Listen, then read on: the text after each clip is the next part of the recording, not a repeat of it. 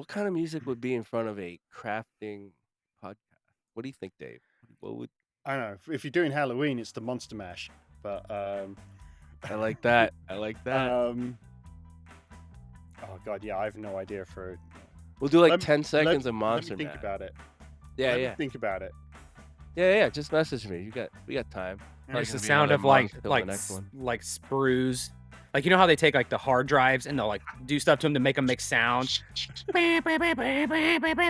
they'll like do that with like sounds of like snipping sprues or like a Dremel tool. Yeah. Something like that. I do. If you really want to like encompass the entire kind of crafting that like just have like 30 seconds of just non-stop expletives Yeah. and stuff Yes. being thrown across the room. Yep. Yeah, there you go. Just under your breath. Just Yeah. Yeah. That YouTube video of like, this is what happens when you try and paint eyeballs. And then it's just a dude like swearing the entire time, having to redo it. Fuck. I do have to start with an apology because I know I've been bugging Shirley, Chris, and Ed because I found this one account on Instagram where it's this dude who like all of his content is model making, and it's the funniest stuff ever. Where it's like most of it's just him sitting in silence. It's like, this is what modeling is like, and it's just him sitting there twiddling his thumbs, just rocking in his chair and like twiddling his fingers, like looking at the sprues and like, I should paint something. Getting all the paints out and then being like, I'm gonna get on my iPad. Like, just messing around. It's like, I know. I'm like, this one's the same as the last one, but guys, this is so funny. You have to watch this. Dude, that's me right Oh my god. now. Anyway, okay. Okay. You ready? Mhm. Give me a countdown. Wait. This is episode 3. 3. Yeah.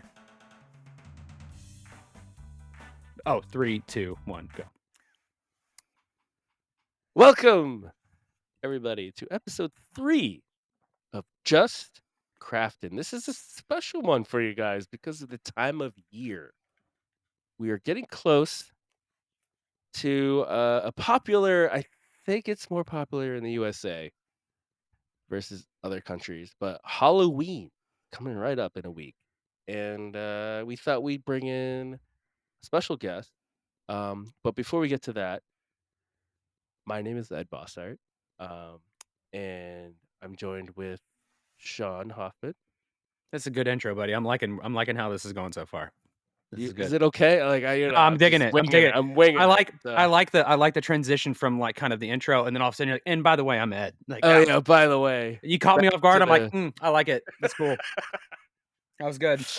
Yeah. I forgot the fundamentals. So yeah, and we are without our usual Chris, and he's probably because we're recording this at 9 p.m. and it's like 3 a.m. there. But we couldn't make our schedules work for Chris Hall to join us. So we're doing this tonight, and we're gonna get our special guest, and his name is David Strutt, and he loves Halloween. Dave, how you doing? I'm doing good. And after that intro, I think Jimmy Dice is fired. Like it. Oh man, I fucking suck at intros. Anyway. Sorry, Jimmy, you're dumb. Yeah. I'm very Have good, you- fellas. How are you? Yeah, what do you think about Doing this? This like crafting pod. What do you think, Dave? Like I think crafting, and I immediately like Dave's been doing it for way longer than I have. So I don't know, like we're gonna talk to you, Dave. Mhm. We're gonna get to know you. Yep. We're gonna figure out when you started this, Okay. how you got the itch, all that shit. And let's you want to start there, Shawn, or you want? Yeah. It's like, what do you think about crafting? Like a crafting podcast is an audio only medium. What's your kind of your thoughts on that? And what's our rate of success there? Greatest success, I think, is I think the ability to spread as much bullshit about how good you guys really are without people being able to actually see it. Even though you guys actually really are good. No. No. You had me in the first half. You had me there. Lost it. Shit.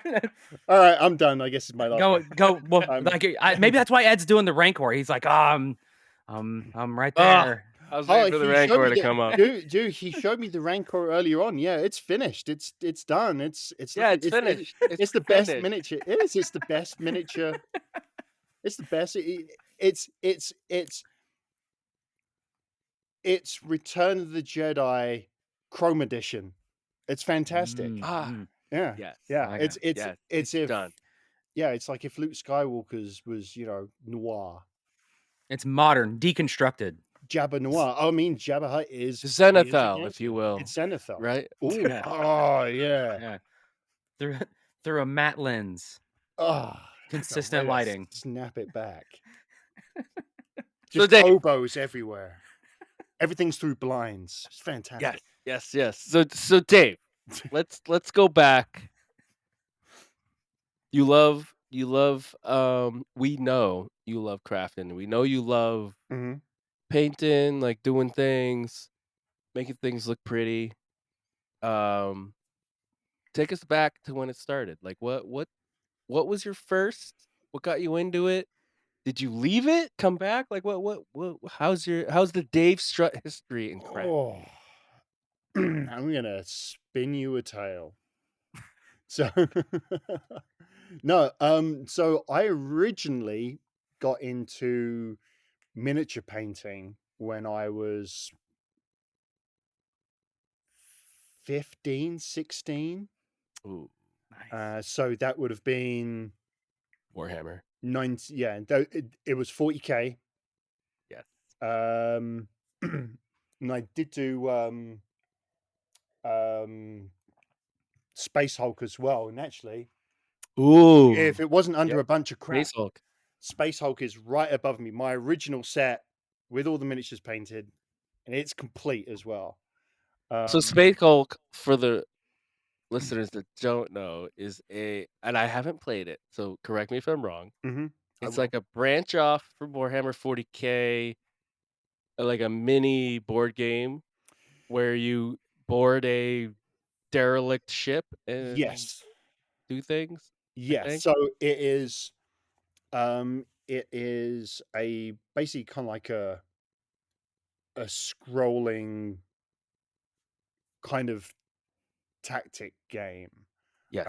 So Smaller than the normal Warhammer it 40 because is it's, like, indeed. squad based or It is, something. yeah. So it's a single squad of Terminators, 5 Nice. Terminators, and they're on a derelict spaceship that has been infested by your favorite Tyranids. quadrupeds, Tyranids. The many-armed god. Many armed guard. It's a far simpler. It's a lot. It's more of a traditional kind of board game kind of thing. But my main bread and butter was Warhammer 40K, and yeah, that was where I really kind of like started Did to you do my make first did you make an painting. army? Or did you just I dabble in everything? uh I did my main core army was Ultramarines. Ah, yes. Um Yes. Classic. but I did kind of start to kind of branch out a little into chaos. Mm. I forget which chapter. Probably Black was it black? I mean, like, color-wise? Oh, You dude, it was the late 90s. Everything was black. It was just Yes. different hues of black. It was like your Rancor. Um, No, it's Sick. white, I swear. It's Love, Zenithal. love No, it. it's good. um, yeah. So, and then I did that for a good few years, and I can't remember how I didn't necessarily fall out of love with it. I think it was just, and I'm not going to say I grew out of it either. I just like phased out of it. Mhm. Um, so that was kind of like where I first kind of got kind of properly kind of into um painting and stuff, and it was a lot different back then. It was a bit simpler, but I did used to dabble with Airfix stuff with my dad when I was preteen kind of stuff, but that was just kind of doing the occasional thing, and everything was hand painted as well, and it was basically just camouflage, different hues of either green or gray. Olive drab. Olive drab, indeed. um, So I assume you were in England when you did 40K, correct? oh yeah. Yeah. It was there was a small group of us. There was like 3 or 4 of us, and we always used to play at my house because I had the largest dining table. That So table size does matter. yes. Size does matter. Yes. Yeah. So so I used to kind of, we used to have like a uh green bit of kind of felt cloth that we used to like just like drape over the table just to give us our base kind of area, and I used to make little kind of like bits of train out of cardboard and Dude, cocktail sticks. that's Oh, dude, so many cocktail sticks. Everything was spiky. It's water. It's got to be yes. spiky. Yes. So That yeah, and that digs into that, like, it's that world building.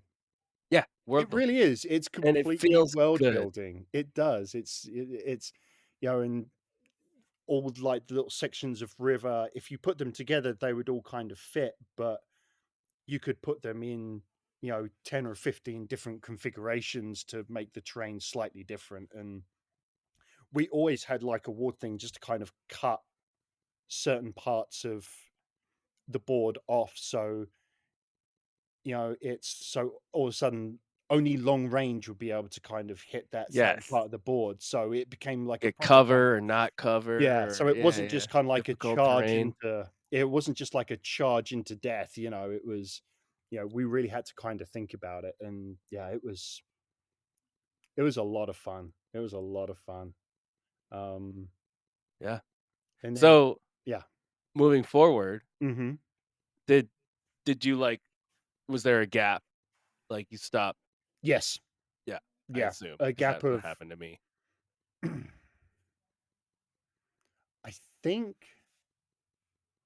what kicked me back into probably model making, just kind of like kits, was when I found that Bandai were making Star Wars kits. Oh, yes. Now we're talking Sean's language. Here we go. Yes. And and, and the first kit I bought was Poe Dameron's X-Wing, because I was like, they make a black X-Wing now. Oh, give it to me, give it to me, give it to me. And so it was like from there on in, I kind of got back a bit more into kind of like the model making part of it. And that's where I kind of started to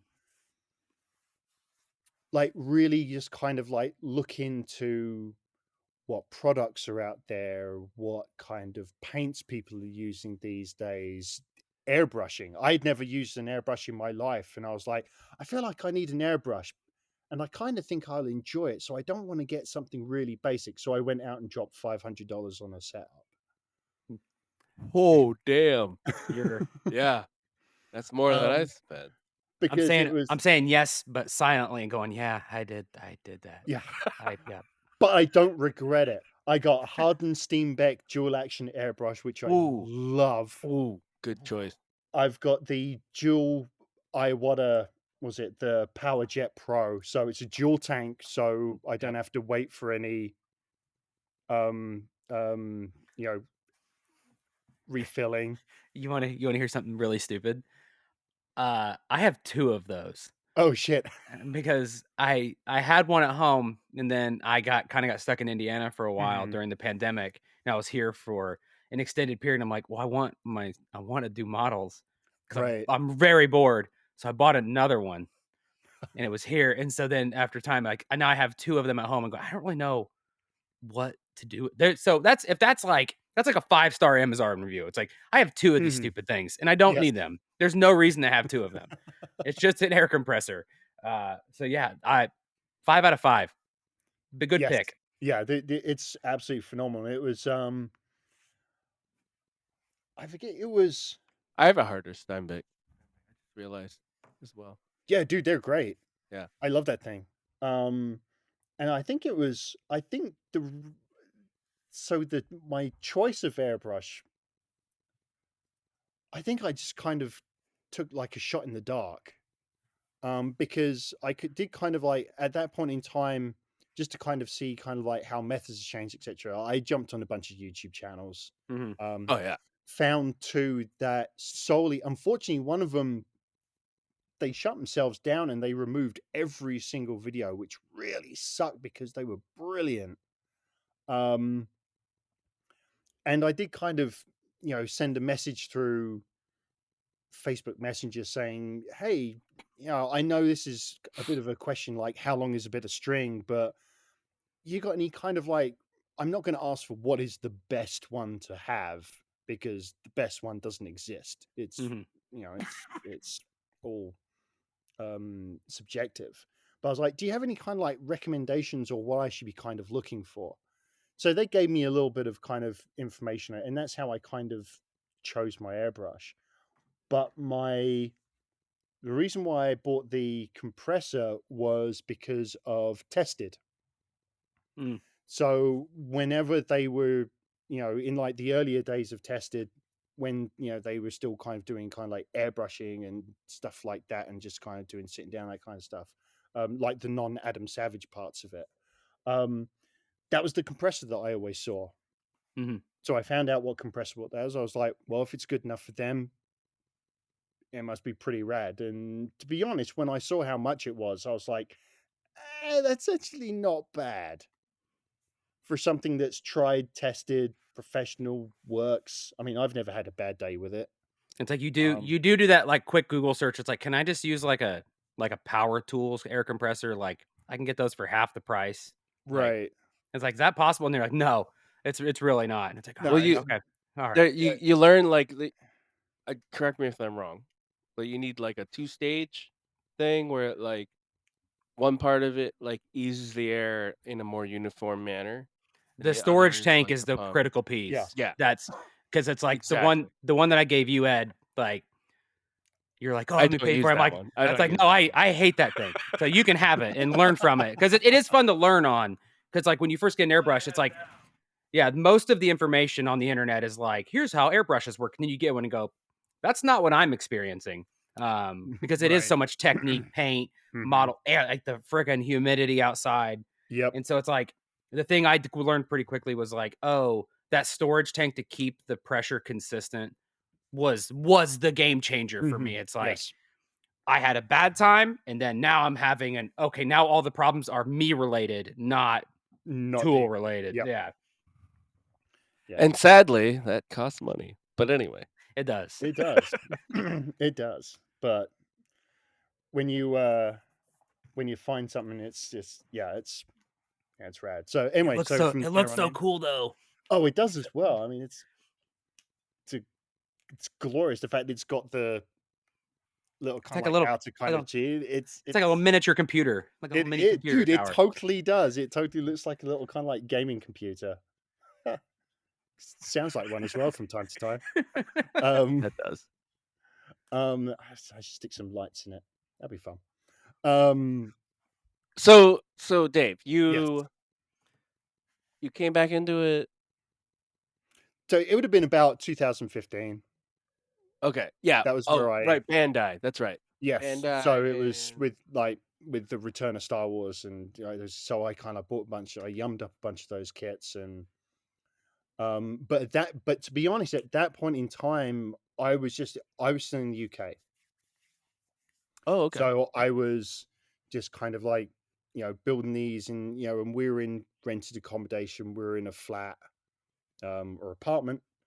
Um, and so it's like I didn't really have anywhere to do kind of, this kind of stuff. So I did everything by Yeah. hand. Mhm.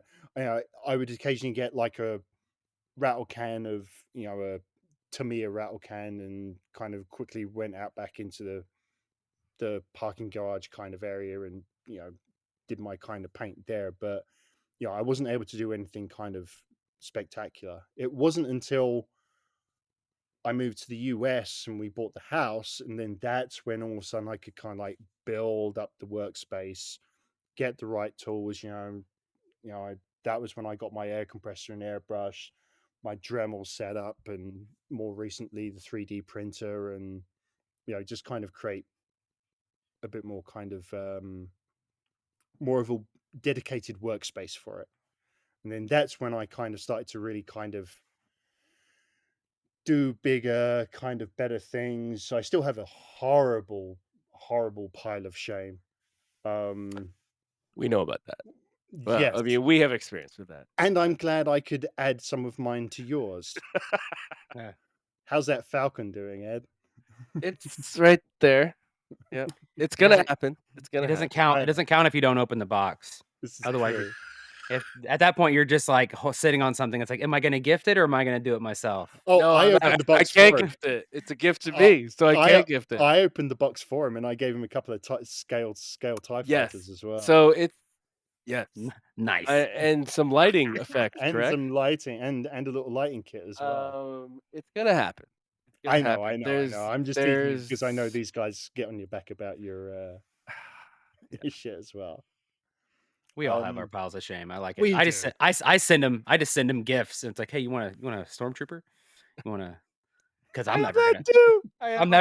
I'm never gonna build it. I have a 'cause bunch of Bandai shit, like just like, oh my god. No, I like it. have one of those stormtroopers. They're brilliant.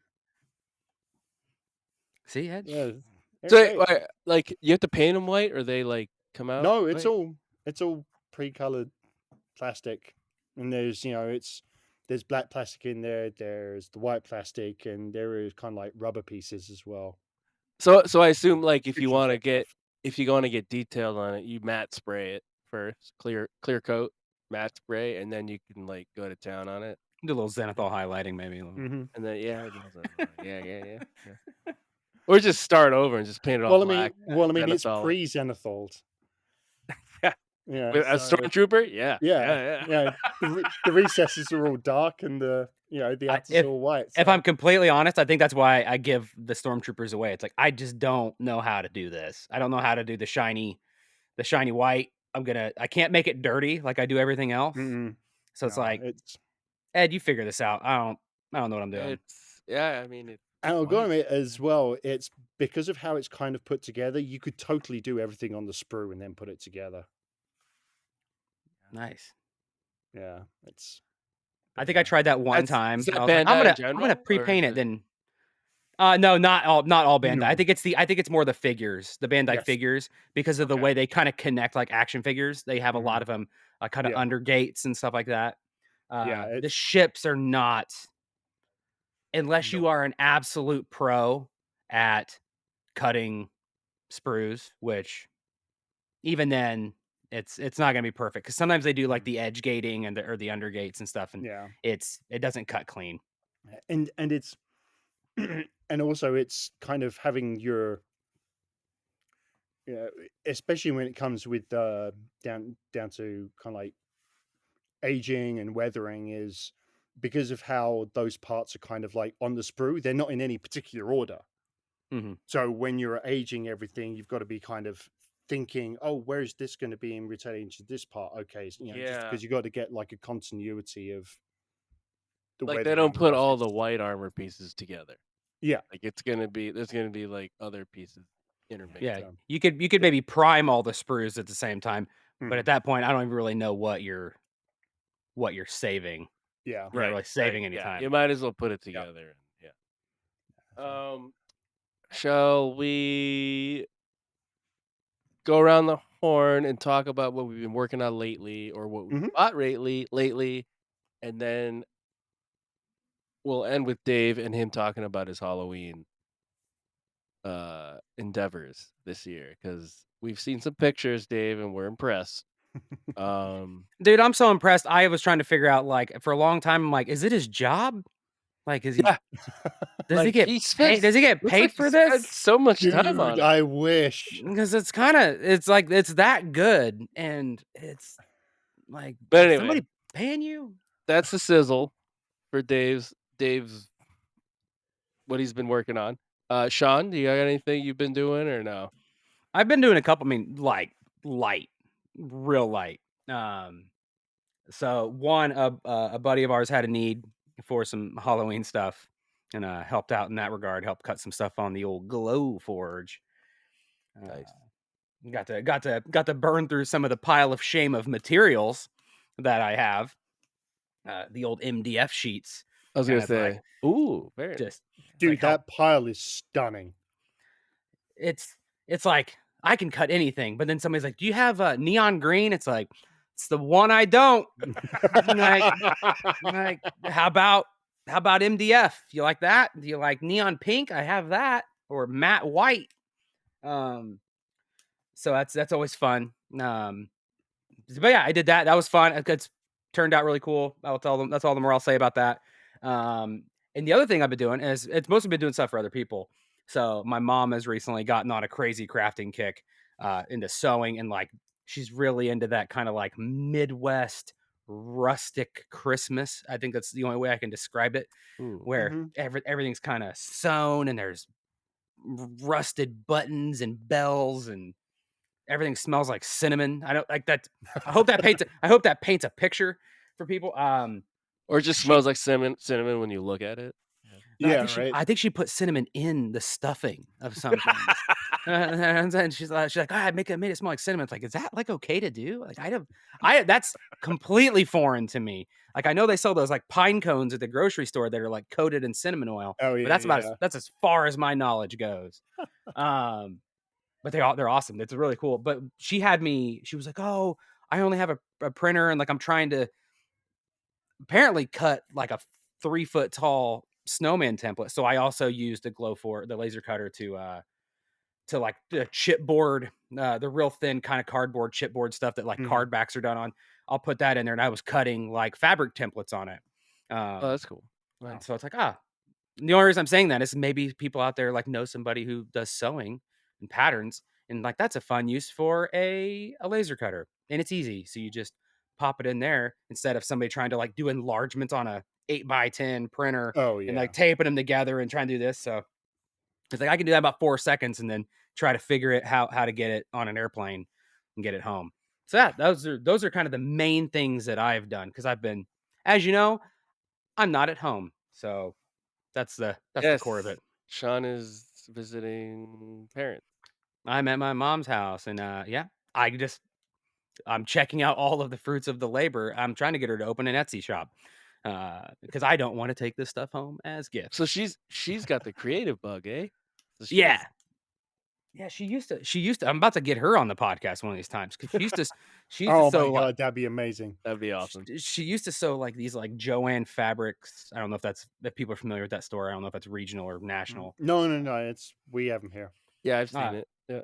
like back in the 90s, she used to sew these like bunnies, like kind of like think of like a Boyd's bear, but like a bunny rabbit, but they're like human and they wore like human clothes. Don't ask. I don't know. It was the 90s. So And like then a it kind of human with bug like bunny. no, it was like a bunny doll, like picture like a bunny. I don't know, a bunny rabbit, with Was it arms kind of and like an was it kind of like an oversized Sylvanian family kind of thing? Remember Sylvanian families? I know. I mean, I'm gonna look it up real quick. I'll vamp for a second. I don't actually. Oh, that's like kind of Okay. like that, but like the heads weren't so big, Right, like okay. more smaller head, but like made out of fabric and stuff. And so then it died for many years. And for years, I've been like, you should like get back into that. You should like put the iPad down and like do something. Yeah, Like you made cool it's stuff. fulfilling. It's fulfilling. Dude, It's right. stress relief. And now Art. That's art. I'm about to reap all of the rewards of those years of pushing for that because now it has just absolutely exploded. Like I'll get random phone calls during the day and she'll be like, "Hey, how do I like take safety pins and like rust them?" I'm like, "I need context for what we're talking about. Please, first of all, please don't Google that because I don't need you buying Oh, yeah. chemicals on on Amazon.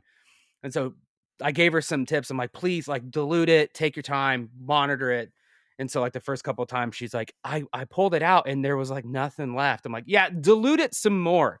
Like, A little like too what? strong there. A little Like, too what are strong. we?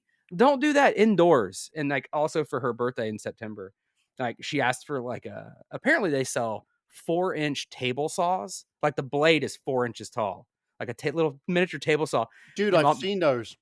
my brothers wouldn't buy it. They're like, "You're gonna lose a finger. You're gonna do this." I'm like, "Hell yeah, dude, getting it. This is awesome." It's like sitting in the garage.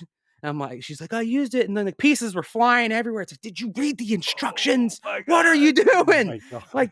Like she's like, "Oh yeah, I did." And like, I'm like, "Please just wear safety glasses. Don't wear like long sleeves. Like, just like, come on. Watch Don't your make watch your don't appendages. don't make me look bad." But no, she's good with it now. She knows what she's doing. But I support it. I support my 7-year-old mom just I love it. vibing in the craft space, winging it, figuring it out with I power support it tools. too. Let's go. Me too. But yeah, that's what I've been doing. It's a good time. Nice. More than I've been doing. I've been doing nothing because I went to England and have been sick. You could probably hear it in my voice a little bit. I'm getting over that. But in England, I did buy a Warhammer thing, and it's the Primarch of the Thousand Suns, and it's Magnus the Red, Ooh, and that's a big it's box. a giant fucking model. It's one off. It's like a one. It's not like you're making a squad of 10. It's this giant fucking model, and it's got wings, It's like 2.5 and Rancors. it's super vibrant and super colorful. It's clearly going to be something I'm going to use the airbrush on for the wings at least, um, because I feel like that would work really well on it. Um, uh, I'm excited to paint it. I'm also really intimidated by it. That looks like We'll see. a wet blend nightmare. Yeah, oh yeah, or a wet blend situation. Yeah, we'll see. We'll see. We'll see. That's cool. That's cool though. It's like a big angel looking thing, like big angel Yeah, wings. big angel wings, a demon looking guy with the horns and shit. Yeah, Big stick. Yeah. Yeah, yeah. he's got like the blue Marvel Avengers, Oh, the Tesseract, the yeah, the Loki stick Tesseract. thing. Yeah. Yeah. That's a very good comparison. Yes. Loincloth. Good for him. Loincloth. Yeah, Yeah. everything you want to paint, right? Like Yeah, a man. cloth. Cloth is so easy to paint. Yeah, it's super easy. Dude, it's just layers. It's all it Yeah. is, it's just layers. Along with wings. Wings are easy to And wings, paint too. yeah. Yeah. And Fuck. glowing orbs. I'm so yeah. I'm so fucked. Um, I'll get to it. Sure. Add it to the pile. Yeah. It's on the pile. We need a sound bite for that. Like, Not- it's the sound of boxes stacking. It's like, just add it to the pile. Boom, boom, I'd boom, boom, put a boom. clunk. Or just stuff falling into a void. I have not started the Dewback Stormtrooper yet, which is my next model in the Star Wars in my list of shame. What determines the order of this? I'm curious. Is there like oh, I got to do the dewback because I'm using it for a game, or is it just like this No, is next? it's warming up for the Rancor. Got it. After this is the Rancor. That makes sense. I know I do that. It's like I can mess these up and I won't be as sad. Yeah, I start with the Right. Jabba, go to the Dewback with the Stormtrooper, Mm-hmm. Yeah. then the Rancor. It's kind of like a video game. It's like you kind of pick up skills. You're like, I know what kind of have an idea of what I need to do, and I don't have those skills yet. So I'm going to kind of like practice this one on here. I'm going to pick up a little here, all to have the final boss, and just really hope I don't It's more lose. it's more to affirm my logic in my process. Because like Yeah. when you're working with contrast paints and regular paints, it's all about the order I'm finding. Like Mhm. there's obviously like skill with the brush and all that shit. But I'm just saying like when you're painting with contrast paint and you know how it works, like it's an order of operations, if you will. Yeah, it's a You know what I mean? confidence that I never really seem to acquire. So it's a lot of analysis paralysis and just kind of a lot of second guessing and waiting, and being like, I will do that tomorrow when I have more mental fortitude Right. to The take con that risk. the contrast paint thing, like, changed everything. Like, it's now, like, before you start dark, you go lighter, whatever, you go move Mhm. up in the colors and you go lighter. Yeah. Now with contrast paint, it's like you start light and you throw contrast paint on it, and it gets in the crevices and makes those darker, and it, like, saves a lot of time. Acid And washes, then some and people would say. yeah, Yeah. yeah, that's the one. And then you work from that going up. So, like, there's a whole thing. And then when you're airbrushing contrast paint, we talk about airbrushing contrast paint is a whole 'nother thing because it's not as likely to gather in the crevices as it would with a brush. So you're having to use darker than lighter instead of lighter than darker, I think. I might have Does it it reversed. not to go down this rabbit hole, but does it behave like a filter, like more like a filter and a shade and an airbrush? Since you're, because I Yeah, imagine it dries pretty quick. it does. Yeah. Mm. I Fun fact, and a cheat, you guys probably use it too, but I use a hair dryer. I have a hair dryer like right next to my where I airbrush. I have Yeah, Dave's turning around. He's picking up. There it is. There it yeah, is. Hairbrush, I hair It dryer. normally hangs from here, but I didn't want another cable dangling down behind me. It'd look weird if you had a hair dryer hanging from above you. Yes. I have a larger airbrush that I have plugged into my second port of my Iwata, and I have the pressure cranked up really high on that, and so Yeah. I'll use that as like a little mini. It's not hot, but it just air. So I'll pull that one up and go, Right. and then so I can That works too. swap them. Yes. Mainly because I have sketchy wiring, electrical wiring in my house, and I don't trust a hair dryer. But that's where I'm at. Fair enough. So when I was doing paneling on my Warhammer Chaos Knights, they're bigger. They're huge. They got huge panels. I would start light green and I would go darker green on the edges. And with contrast paint works really well in an airbrush. So it's the opposite of what you do with a brush. You go light first, like if you want to. Wait, I already said that. You go dark first, darker, and it would fill in the crack. And then you go light with like regular paint to highlight edges. So it was I will say though, the method with what the paneling that I did, it's hard, really hard to fix mistakes. Like you don't want to make a mistake at all when you're airbrushing paneling. Yeah. Yeah. I got to a point where I was like, thank God I'm doing Chaos Knights and not Imperial Knights because Imperial Knights look super clean. And Right. I'm like, thank God I'm doing Chaos Knights because that mistake is just gonna look like a blemish, like weather bullshit like Chaos Knights do. It's Anyway. Nurgle stuff. Yeah, exactly. It's Nurgle shit. But that yeah, sorry, I digress. That's I have nothing in my week. I just bought that thing and it's gonna go on my pile of shame. Magnus the Red. I'll get to it. Don't You'll get to it. We believe. We believe. Yeah. And nothing but 100%. time. Yeah, it's your that's one of the ones where it's a that's where you're stepping towards. it's Because as like you a said, holy it's like of that army, it's like the it's like the model. one. Yeah, Right. yeah. So like I will have to spend a lot of time on it. So It's like my perfect great falcon that I'm like, I won't even take the lid off of. I'm like, I'm not because ready. once you do, Oh, I'm dude. not once ready. you do, Sean, you're Dude, in. the amount of the the amount of mental wrestling I had with myself for not buying that perfect grade falcon was I was intoxicated at celebration, and I talked myself oh, into it. And it's it's I've seen it completed and it is stunning. It is a I stunning model. it was my compromise because I don't know if you're familiar with like the D'Agostini like Yeah. male one. Yeah. Yeah, the Like, big so if anybody's not familiar, they did like a male, like, oh, you subscribe to like a it was weekly or part monthly. work. It was part Yeah. work.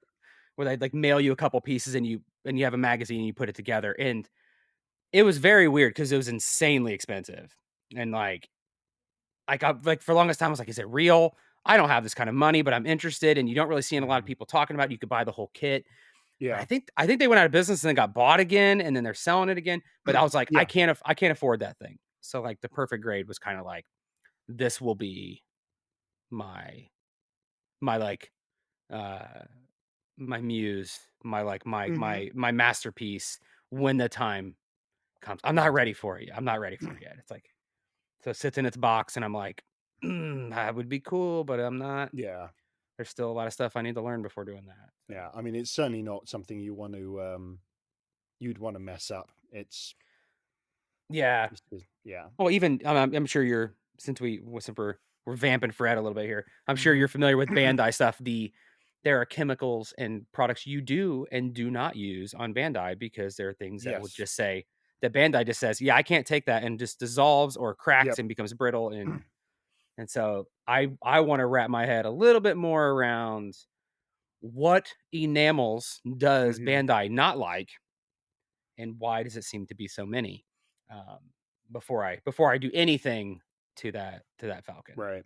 Yeah. Because I mean, I think that is one of those ones that you would want to kind of like do kind of like sub builds, paint those, Hmm. and then kind of slowly kind of put it. I mean, especially in kind of like the engine wells and not the engine wells, the well, like the top The grills, like grills and the stuff. circle grills and stuff. Yeah. Yeah, and the like the little kind of ports where there's all kind of like the crisscrossing pipes and Hmm. little greeblies and stuff like that. Like That's the exposed pieces where you can kind of see down into yes, the ship a yeah, little bit. yeah. I forget what like the correct term for something like that would be, but yeah, those bits there. It's you really want to kind of kind of like there are so many pieces in those little wells that you got to kind of make sure you kind of get the paint really in there, and Yeah. you don't want to overspray into it. You don't want all something to be thick and gloopy in those because you don't want to lose detail. So yeah, it becomes more of a challenge on something like that when it is so detailed. Well, I'm sure we've all had that model that humbles us a little bit. Like you get a little big for your britches, and all of a sudden you're Mhm. like, mine was a Bandai Y Wing. Uh, it's like, Right. oh. Then all of a sudden you're like, I'm gonna do it the same way I've always done it. And then all of a sudden you realize like I probably shouldn't have put all of the pipes, like something that's got a lot of pipes and stuff around the outside of Right. it. It's like Yeah. I like, oh, my process is broken because I can't hand brush these pipes and have them different. And it's like, all right. So that's like that. Just what you were saying reminded me of Hmm. that. Of like, you need to Yeah. have a plan for certain pieces and be able to identify and have the eye for. Okay, there's a lot of pipes. Those will typically be different colors. They kind of go down into a groove or a crack that's recessed and hidden. I can't hand paint that. So do I need to paint those ahead of time? Do I need to appreciate them? Do I need this? Yeah, And you so just paint 'em black, man, and then you air or dry brush over it or whatever. it's Millennium Falcon Noir. And so Um, can you use acrylics on Bandai or no? you can use acrylics on anything. Yeah. You could put acrylics on paper. You can. Yeah. Well, I The, just didn't know if it was, like, super annoying or no, do I do a matte spray first so it can stick? no, acrylics will stick to pretty much anything. It's the rule is kind of like you can put acrylics on top of anything, but what you put on top of acrylics, you got to be careful. Yeah. Like like Yeah, yeah, yeah, yeah. it's when the lacquers and like Bandai does not like enamel. Period. Like and most enamel products, like some of the like what are the Tamiya panel liners that are like God's gift to modeling, where it's like the little square bottle and it's Oh got the yeah. little thin Yeah. brush that eats. Like if you do not have layers of paint on top of a Bandai plastic, Mhm. that will Oh, interesting. crumble Bandai stuff. Like my ATST is just barely, especially thin parts. They are barely holding on. Like I have that thing. It's been shot to hell, right? Yeah, Yeah, that's what it is. he's just Yeah. Yeah. really weak. The repairs have been neglected by the Empire. But if you have a big, thick, chunky part, like you could slather that crap on. But it's like, Yeah. oh, thin pipes, thin bars, it'll eat through that. But yeah, enamels are the problem for most of the The Bandai Bandai. stuff. the Bandai stuff. Yeah. Yeah. Yeah. But that's where clear coats come in. Yes. Yep. To me, a dull coat. Mm. Lock in the Fucking color. protect it over, then you can do whatever you want. Just lock in your Yeah. base layer, and then you can do whatever you want. And then when you're getting into modeling, not really knowing how much is enough of a clear coat because it's like I feel like I didn't really get much on there. Is that going to be protected? So then you use like 2 cans, and you're like, I think You that get should be. paranoid. Yeah, Yeah. you get paranoid. It's like I'd rather have too much and then too little. Then you get it, and it's kind of I could fuzzy, and you're totally like, see oh myself shit, do Yeah. that. I yeah. haven't, And like all of a sudden, there are no panel lines anymore. It's just been filled in. Yeah, it's just it's kind of if you use matte, it's kind of fuzzy, or if it's like the auto Yep. stuff, it's just smooth you just all the way created a whole around. new model. Yeah, Yeah. Just yeah. It's like repels anything wet. Yeah. You put paint on there, it just beads up. It's like, well, I think we got a problem. That's anyway, let's move on to Halloween because this is what I really want to Uh, talk about. So Dave, is it your favorite holiday? it's all right. Yeah. It's all right. It's all It's all right. right. It's all right. It's all right. Yeah. Um, No, yeah. Yeah, it is. I mean, it always has been. Um, but because I think it's not super popular in England, right? So like, how it's did that happen? becoming more popular. Um, but I yeah, I've always kind of loved Halloween, but it has become more and more popular over the last kind of 4 or 5 years. I mean, at least back home. Um, but I kind of so my wife and I kind of we did a long distance thing for a good while, and so we would kind of even it out every 3 months. There would be a trip. Either she comes over to here. Sorry, either she comes over to the UK or I come over to here. And at that point in time, she was living in New York. Um, and I think it was around then because I visited a number of times around like around kind of like October time, and so we'd see all the decorations out, and it's you know we would go into Michael's or something like that just to kind of Mm, check out stuff, and I would like walk in, and I'm kind of like, this stuff is fucking awesome. brilliant is It's what you like said. I'm You loving said this stuff. brilliant, right? Brilliant. That was what Yeah, I yeah, said. yeah, Brilliant. In not as many words. Um, I was like, "Ah, this is, yeah, this is fantastic." And every single time went in there, we always like buy something, and we've still got a bunch of it. We've been putting it out every single year for 15 years. Mhm. And it's still some of the stuff we got back then is still some of my favorite stuff that we put in the house. Um, and it just kind of stemmed out from then. And then when wife moved over to the UK and she brought all the stuff with her, we would always put it out. Oh, this is great, but we never had any outdoor space. Well, in Um, England, that makes sense, I guess, yeah, a little well, as bit. you said, at that point in time, we were just renting flats. Yeah, yeah, We were bouncing, so we never had any kind of outdoor space to kind of put anything, and it was something that I always kind of wanted to do.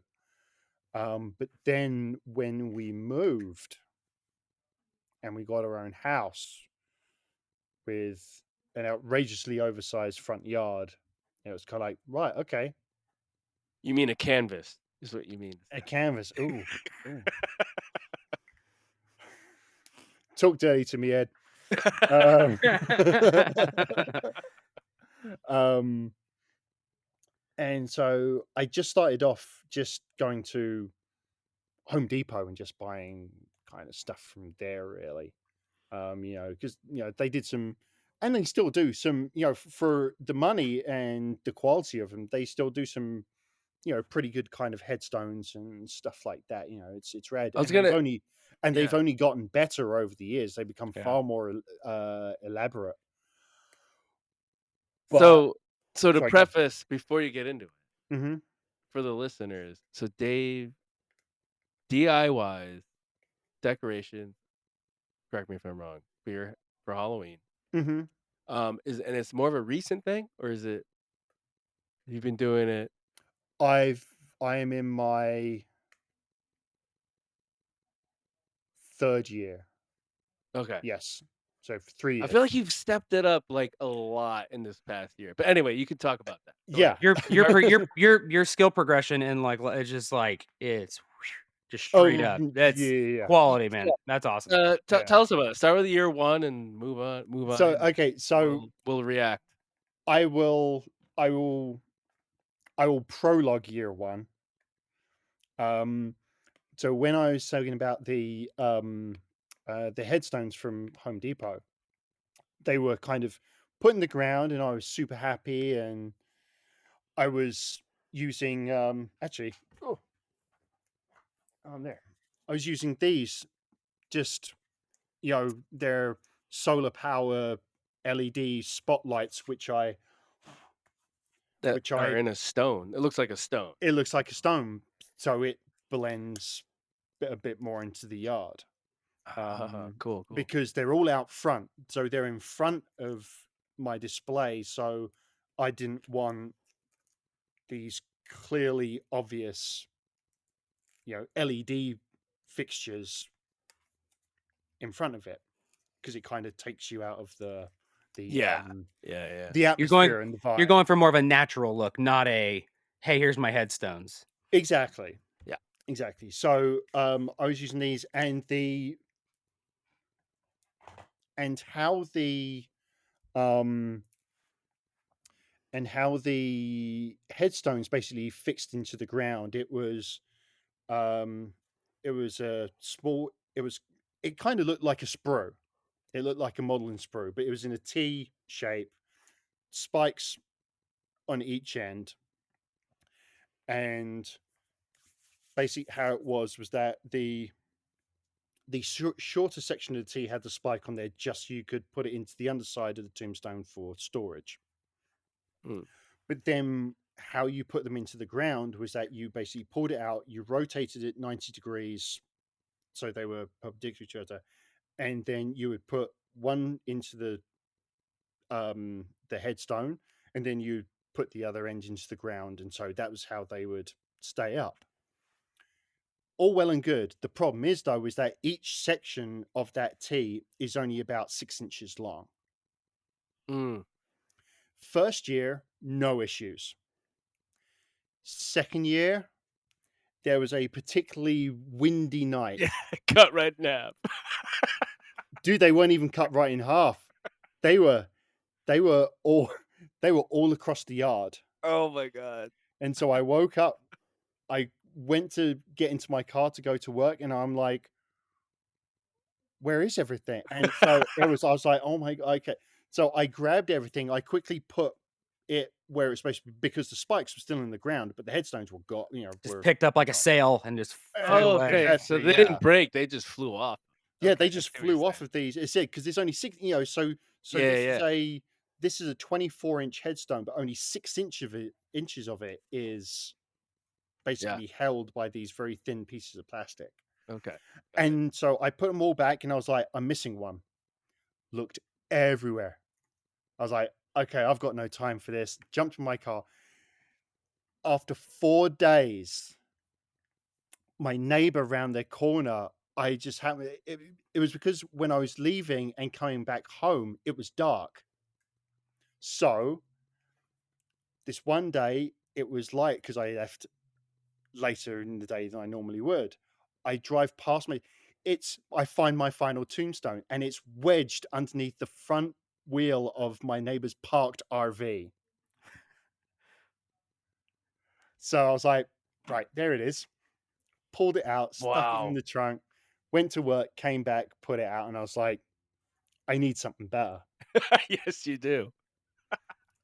I need something better.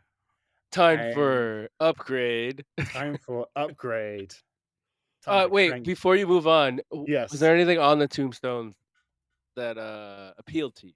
Like, or did you write something yourself on the I know you did for your recent one, but I don't No, know no, if they there were was they were one. just they I don't even think they even had like epitaphs or anything. They just had like R.I.P. RIP. or Yeah.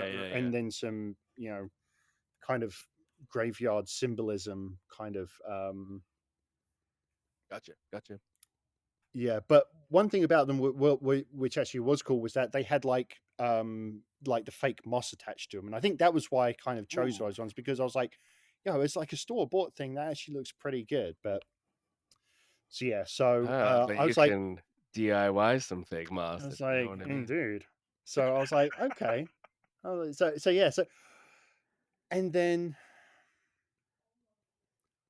I We're going to year I 2?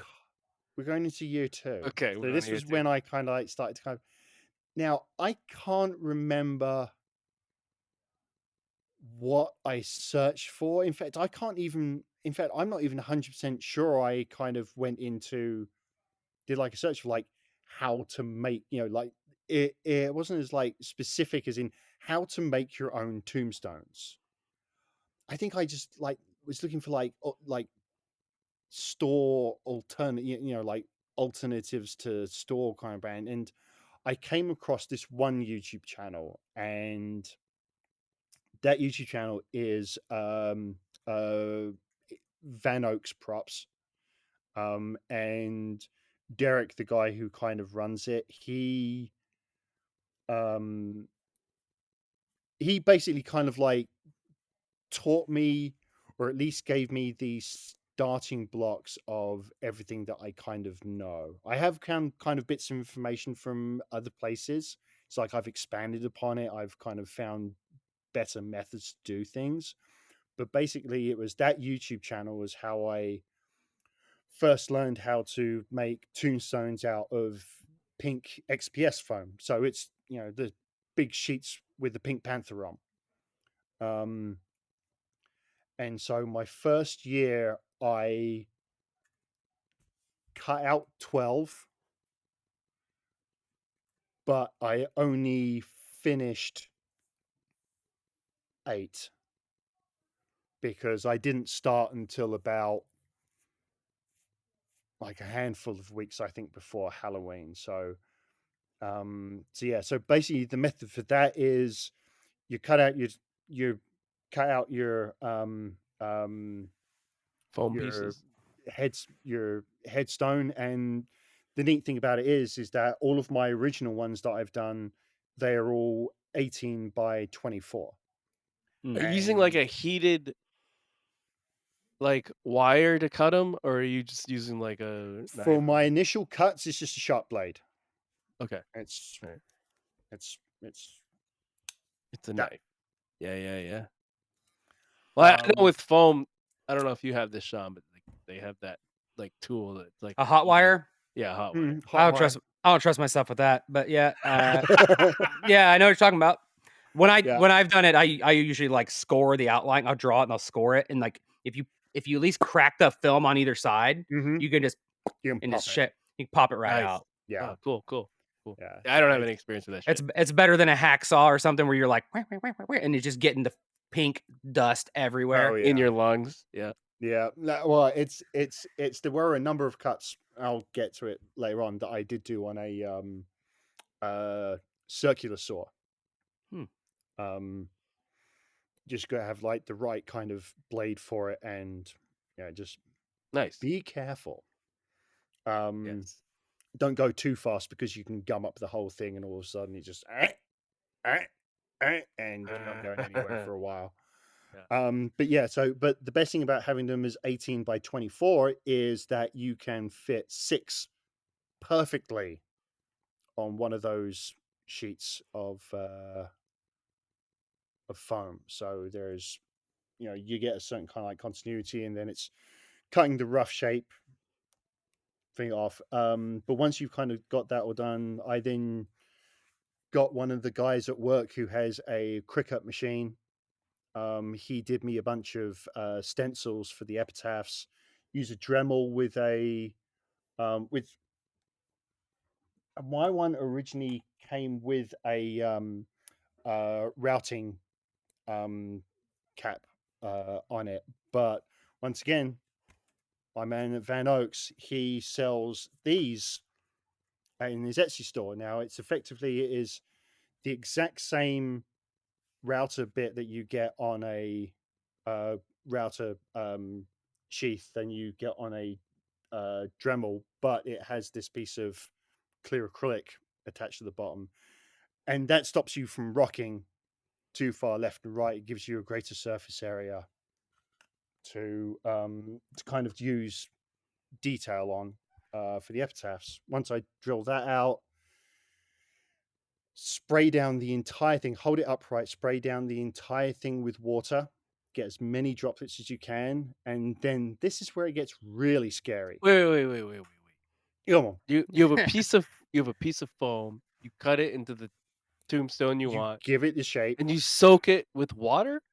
No, you spray it with a spray bottle. Yeah. You get as many droplets to sit on it as you Oh, possibly you can. want droplets like You want droplets sticking to out of it. form. Yes. Okay. And this is when it gets really scary because that's when you brill out the butane torch. Oh shit! I fucking love this. Keep going. Okay. Um, and that's when you start to go over it kind of not too slow, but certainly not too fast because you want certain parts of it to scorch. Yeah. And the reason why you wet it down with water is because the parts in between the droplets of water is the only thing that scorches. Ooh. So then when you take it away and then wipe it off, you've got this completely random pattern of kind of wear. Broken rock. Like, is that what you're talking about? Or Like, at least worn rock, yes. Mhm. Okay. because certain parts Oh, of yeah. that is really So cool. so that's the scariest bit because it's like have been times, and I still do it to this day on ones I leave it a little bit too long. Or what's really dangerous is when you get a couple, two or three, four of these droplets start to join together, and then that's where gravity kicks in. And all of a sudden, you've got this streak, and as you're moving the blowtorch along, it then streams. You've now got this perfect line going right down the middle of your headstone, and there's nothing you can do about it. Is a heat torch is like a blowtorch required, or could you use like a heat gun, or do you think that would just You can use a heat gun. It just takes a lot longer. lot longer? Yeah. Oh, That's why yours looks so much better than mine. I never I've that's new to me. The kind of like the pitting. I imagine it's kind of creating like a Mhm. pitting It is. effect, Yeah. and it's Yeah. like It's just like pitting. that's I just like I saw your router piece. Is like I just took a Dremel and attacked mine. So that's why yours look a little bit better. That makes a lot more sense. Cool. That's a nice little tip. It's a little more chaos in it. You know what I'm saying? Like Yeah, droplets. it's more random, because it's the human eye just finds patterns everywhere. So it's just a bit more kind of random because you are literally having nature be your guide Yes. when it comes to it. Mhm. Then after that, it's dry lock, or any kind of latex based outdoors paint, just to give it its original kind of color and to kind of seal. I mean, kind of weather. I mean, the foam's pretty weatherproof anyway. What is that a color? Or is that just like it doesn't So matter Drylock because is the it's the name? brand. Drylock is the brand, and the one thing about Drylock is that it's a m- it's a textured masonry paint, Mm. and so it does kind of give. I don't have anything to hand. It does give you more of a. Uh, It's not self-leveling. It kind of has like a yeah, texture to it when you put it it on. does. Oh, it Yes, yeah, does. yeah, Okay. yeah. That's Like a exactly rough it. is it rough? Like It is. stone, Yeah, I yeah. assume? Because there is kind of very fine sand kind of mixed into it. Okay. Um, Okay. and that But was one. is there any color to it? Like, is it white or is it like what is it? Like, is it You can get it in either white or gray. Oh, you can get it It's multiple. Oh, interesting. it Okay. and it's all tintable. You can tint it Yes. however you like. Okay. Um, and So that for was what. these, what'd you get? Oh, I got the gray just Great. so Yeah, yeah. because it's stone, so I just kind of used that. And my first lot that I did use the dry lock, but certain ones that I've done afterwards, um, I just got a basic latex paint, and I found a color on the color chart, which was wet concrete. And I was like, oh, that's good, just so I can. Sounds like what you want. Yeah. Well, and it's it gives you kind of difference because my base layers and my base colors to that point in time were everything was exactly the same. So whenever I then went to the next step and start adding wash after wash after wash, they all came out quite similar. They still look great. I'm still very, very proud of them, but they do all kind of look, this is definitely all from the same batch. This was all kind of cut from the same rock, which a lot of regional cemeteries do have very, very similar colored tombstones because, they all use local stones. So, I guess kind of that, but, I did want some kind of variation. So I did start to use a different colored paint, but was not sanded. Sorry, but was not textured. So I just went heavier on the pitting step. And this is still the second year, or were you doing this? This is still the first year. Oh, it's still the first. Yeah, we're still in the first year. So Okay. that was basically it. And then I went for the electrical system. So I got rid of my solar ones because they were turning on and turning off This is by second year. themselves. Second year. No, this is still first Oh, year. I apologize. No, you're right. You're right. So I'm this just- was like my basic. So this was like my basic first year kind of setup. So yeah, I won't go into the ins and outs of the electrical system, but Yeah. I used the small kind of like lights that you see on car headlights. They got like the little some of them they got like the little spots above their main headlights. Yes, the little LED. I basically used those eagle eye headlights. Eagle eye LEDs because they come in multiple different colors. I said, and exactly the same as I did with the my original spotlights. I just used some Tamiya clears just Nice. to give them different tints of color, and they kind of gave swashes of color throughout like the whole thing. And then That's a good idea. that was it. That was year one. Year two, Upgrade. but it was just then kind of like additions. So the ones that I didn't finish, the headstones that I didn't finish from the first year, they at this point in time they were still uncompleted. Look, And so can I ask, like, so you Yeah. had these tombstones in the Mhm. first year. Did you have anything else around to add to it, or was that it? um that was Fuck. oh no, there was one more thing. How could I forget? Um I had fireflies. I had little fireflies. Whoa. Um just made from um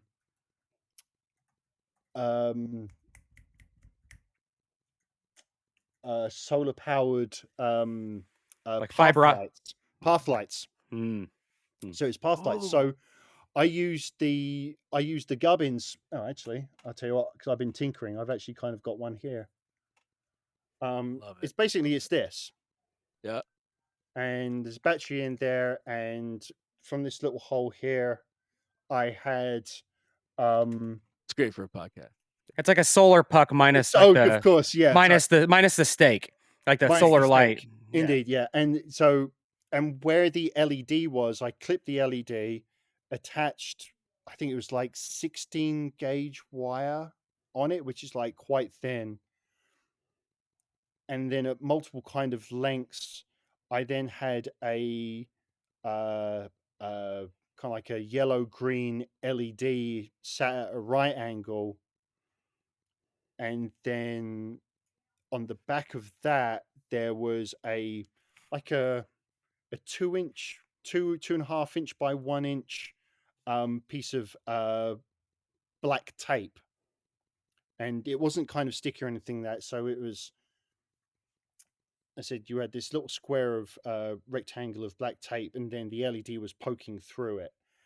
And at the top of the puck, I had a couple of small fins, and then it was hung by wire to a fishing spindle to give you completely free 360-degree rotation, and then Yeah. was basically just hung from the guttering and the porch. And basically the premise was that when the wind hits the fins on the LED, sorry, on the solar I was puck, gonna say why are there fans, but yeah, it that's would fine. spin around, Yeah. and then the LED would flash back and forth because it's rotating. So when it was facing away, you wouldn't see it because the square of tape was in front of it, and then when it rotated back round, there it would be. So you get this completely kind of, when the wind was blowing, you would get this kind of random kind of flicker, and they would kind of slowly kind of like move in the wind as well. Unfortunately, it looked great. And oh, by the way, I must say, this, how it was constructed, was basically not my idea. This is how the have you ever ridden Pirates of the Caribbean? Mhm. So in the bayou scene at Disneyland, the Fireflies, that's basically, it's a, Oh, that's how they do it. with what Yeah. they do, it's a bit more constructed better. Mine was, Wow, kind of that's so cool. down and dirty. But that's basically how the Firefly effect is done on Pirates of the Caribbean in Disneyland. So that was everything. That's awesome. Yeah. Year But you had a lot of win the second year. No, I did, but they didn't blow away that's because good. that was another thing. God, Ed, I'm so glad you're here because there are things that I'm forgetting because of how I put my tombstones into the ground. I Oh, that drill, affected the fire? no. How Oh, because the main reason why I went to start to do all this stuff was because my original Home Depot ones flew away. yes. So basically, drill holes in the bottom of the tombstones, which is terrifying after you've done so much work, and all of a sudden you take a drill to the bottom of them. That is P- scary. That is scary. PVC Yeah. pipe, glue PVC pipe in there, rebar banged into the ground, then Ooh. over the top of it, and they are going nowhere. Wow. So, And it's super A, they low have to be thick profile. enough for all that. Yeah, so it B, don't puncture through the other side no. or any side. Or Yeah. just make sure you're going in straight because the foam I'm using is 3 inches. So, there's, Okay. Yeah, that's a good amount. but still. Um, so yeah, so that's how I mount them, and it's super low profile as well. Um, yeah. Then year two, I added some skeletons in there, nothing kind of special. I got some foam pumpkins as well, made some like jack-o'-lantern faces, and just used those like IR remote controlled LED candles and just kind of put them in there. Nice. Um, and yeah, nothing really changed then. That was Skeletons were kind like of it. It store was bought, like They were yeah. store, Yeah. yeah, they were the Yeah. Target ones, $40. They looked the best ones of Yeah, all the yeah. ones that You're I've not making seen. silicone molds and casting I was gonna bones say and like, yeah, Oh, yeah. I feel like we would know about no. that. But, No, no, that would no, be a no. pain in the fucking ass, dude. Oh, yeah, 100%. I cast Um 37 plaster femurs. There's femurs everywhere. Got a giant undead army, like, coming Oh out of my the ground. god. Uh, you say that, um, So, going to year 3, no. which is this year. Do you realize how many bones are Which in the is this body? I have year. so many molds. I do. Hey, dude, I have. I do have the STL files for a fully anatomically correct skeleton. No Every way. single bone is an individual print. I love this. This is what I'm here Um, for. Year 4, I printed the next 100 bones. Year 5, I started painting the a million bones. I don't know how many bones are in a body, like 200 or something. That's a enough. lot. A lot.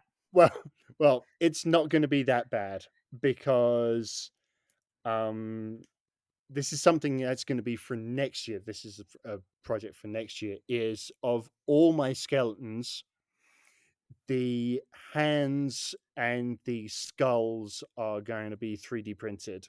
Mm. The skull, basically, so I can kind of do more. I can remove teeth, Expression. make them a bit more. Oh, Yeah, I can remove teeth, make them a bit more kind of thing. But the main reason why I'm doing the hands is because how you put these prints together is with hanger wire. Drill a hole in each one, so my skeletons will be able to properly grip things. Nice. that's awesome. So I'll be able to put things in their hands. So like That'll instead of be like ligaments, like the bones will be separate, but you have wire that you have got connects like wire in the between. palm to the finger, that part, and then the next part, the knuckle, da da Exactly. da da da. So you can like Exactly. bend it like a man, like a Like what are they called? The little um armatures. armatures, yes. Exactly. Yeah. So that's one thing to do. But no, but this year I had almost a complete overhaul. I finished the rest of my stones that I originally started in 2022. Completely redid the electrical system. Like completely. Did you use an airbrush in any of that? Not for the electrical. Not for the electrical. Well, yeah, obviously. Um, For painting, for my pumpkins, my jack-o'-lanterns, because they were, I mean, they're most of them are the same shape, but I wanted to make them look a little bit different, so I completely repainted them, and then I did whip out my airbrush for the first time in about 18 months, I love it. to basically um, give emphasis to the ridges on the outside of the pumpkin. Hmm. Um, and during the day, they do look a little bit wild. They do look a little bit bright.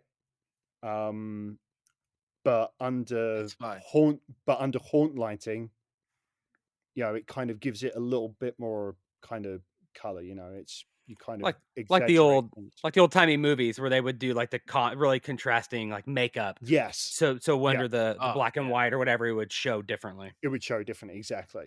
Um, So yeah, completely redid all the electrical. It's now 100% waterproof. Because Oh, did last you have time issues with water? So I, I didn't. Okay, so I didn't have any shorts, but there But were you worried about times. it. But there were times when it was like when I would break it down, I'm kind of like, ooh, this is a little rusty when it shouldn't be.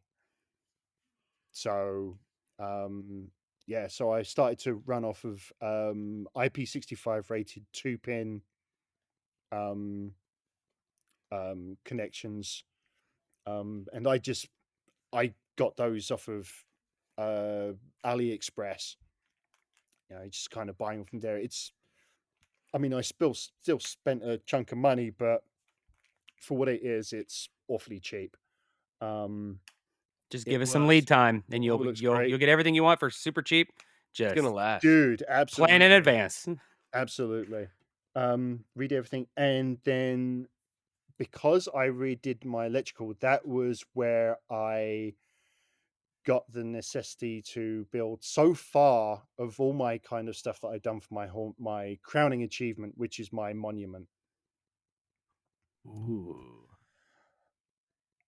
And it's constructed in basically exactly the same way as a headstone would be. It's just got 6 larger sides. Um, So I what is this? What is this? so the big monument sits in the center, and it's inside that monument is where I house. It's basically my haunt command center. So that's where the Ooh. power comes from. Everything, for absolutely everything. Constructed in the same way. I did use some kind of thinner bits of foam to accent the outside, make it a bit more kind of dimensional. Um, that was when I bought my router, my hand router, and It's messy. It's messy, Well, fellas. so Oh yeah. so, You, just you, to preface it, for someone walking up to it, what does it look like from the outside? um, it looks like a big kind of it's a Like a person If or you're like a looking oh straight on, no it kind no of looks like a mausoleum, like an above ground kind of mausoleum. yeah But if you look from the side, yeah it's kind of more like a boxy, it pillory is kind of. it's Okay, okay. it's it I'm just trying to it get it like a picture. it's you would normally kind of like seeing them out in the wild, you would normally see. Okay, so say if you are walking through a cemetery and you there is a really big kind of I don't know, it could be box or any kind of shape, but it's just got the last name on it, the surname. You know, so if my family had one, it would just say Strut, and then in front of that, you then have like the individual. You Ooh, know, okay. they might not be. They're probably not. If they do have headstones, they're normally kind of relatively short, or if not, they're just kind of like recessed into the ground, like in It's like a family marker. it Yeah. is. Yeah, It yeah, is. yeah, That's yeah. exactly it. So that's kind of what this is. I like it. Um, but the interior is yeah. So the lid comes off, so It's I the have access brains. to all my electrical and all my um kind of effects boxes as well for Ooh, that's smart. flicker I like it. stuff. So everything's there, and everything is waterproofed. Everything is weather sealed, and I can still open up the box, and there's enough room in there that I can still get my hand drill, sorry, my screwdriver in there to check if something's short or anything. And I also have spares of everything. So I And do have. it's also got a bird on top. It does also have a bird on top, and I like that. that's a that's just a garden urn, a half um oh god, a half a dome of polystyrene, and then a decoy crow on top, and then just used epoxy putty to kind of put it all kind of together. It looks like Sprayed black. weathered like bronze, like coppery kind of. Yeah, Looks so really it's cool. patina. Patina, It's that's the patina. word. Yeah. So spray Mhm. paint black, spray paint black, and then patina washes. And that's the one thing about everything that I make is layers, washes, just build up layer after layer after layer after layer after layer, and then knock it down. You know, you got to kind of it's like you see with like the droids that Chris builds when he's got it all kind of glued together from just all the random crap that he's kind of found and put together. It looks like a complete. It looks absolutely bonkers. You know, you've got a small screw attached to a Coke can, and then a toilet roll, then glued to. I'm just plucking these things out. Yeah, that's not actually what he uses. Um, but it looks absolutely bonkers. But then as soon as he hits it with the primer, Hmm. it comes completely together and it's completely cohesive. Hmm. And that kind of works on every scale that you can craft in. It That's a really really is. That's a really good way of kind of stating, I think, Ed, like what I think, mentioning a couple episodes ago, where I was like, I clear coat all the time, but I think that, especially at the end, a good matte or dull coat or something like that is what will knock things down. Like, depending on, there's obviously exceptions, metallics, blah blah blah blah blah. Like, it knocks everything down to be a consistent like Mhm. level of kind of reflection, things like that. Like, it really brings it all to in cohesiveness. So I think that's I'm making note of that because that's a really good way of describing what I think what I've been doing with a lot of that. And yeah, it works absolutely great. And the more I do it, I mean, you can walk past my haunt during the day and you'd be like, "You made those ones first, didn't you?" You're like, "Yes, I did. How could you tell?" They're completely different. Yeah. Like, yeah. But yeah, but the one and the only other thing as well that I've kind of done, so everything's been kind of expanded. There's more of everything. It kind of flows out a little bit further. Um, You still have the is skeleton? I still have the skeletons. They're all kind of out there, but I said they'll be upgraded for next year. Um, and so the only thing I've kind of bought, I have bought some floodlights. They all get plugged Ooh. in though. Just because with just the spots, it was exactly what it was. It was spotty. Yeah, yeah, yeah. And there was a bit too much Are color. you gonna It's color like the I had floodlights? yeah, so they're basically they're RGB floods, 25 watt, 250 watt equivalent um RGBs, so I can program to a rainbow of colors. Um, but I've just kind of stuck with kind of like a blues just to I do have Ooh. like one that's kind of like a real kind of like a moss green Mm. just to kind of break up the blue a bit. But one of the reasons why I did kind of stick with like the blue is I do still have some of my spots. So when there are candles, I made the candles as well out of PVC pipe and hot glue and some brown wax paint. Wow. Um, those are neat. I was actually like really proud of those, and I actually started on those before last Halloween ended. Those look sick. They're like very. Yeah. They look like I feel the like I remember dramatic seeing a old like picture of those. Victorian candles where it's like there's a lot of melt coming off the Yes, top, whatever there's that a term lot is. of yeah. There's They a look lot of really melt, cool. and also they are high contrast to Mm-hmm. to work better in like the haunt light. It's like everything's Yes, because 'cause they're exaggerated. white. Yeah, yeah, And totally. it's also actually something. Actually, no, you know what? I'll touch on that shortly. Is that I still do have? So I made a bunch more spots, but I didn't tint them. They are all orange. I bought like the orange LEDs, and I do have those attached to small flicker modules. And on certain ones that do have more candles than other, I do have them pointed at them, so they stand out more orange in the And they blue kind of flashing light, and they flicker. flicker. Oh my Um, god dang. and it's Yes. and it's the reason for that. It is a little bit of Hollywood lighting.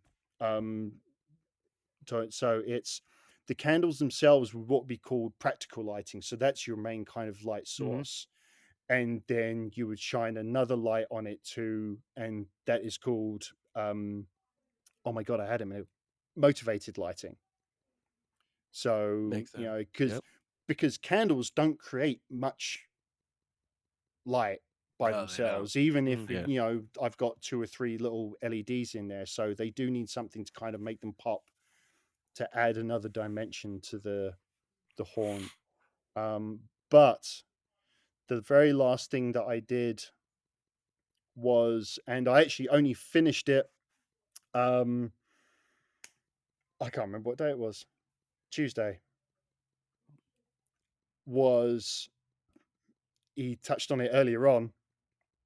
Was because of my man Shawn right there with his Glowforge and his excellent kind of know-how and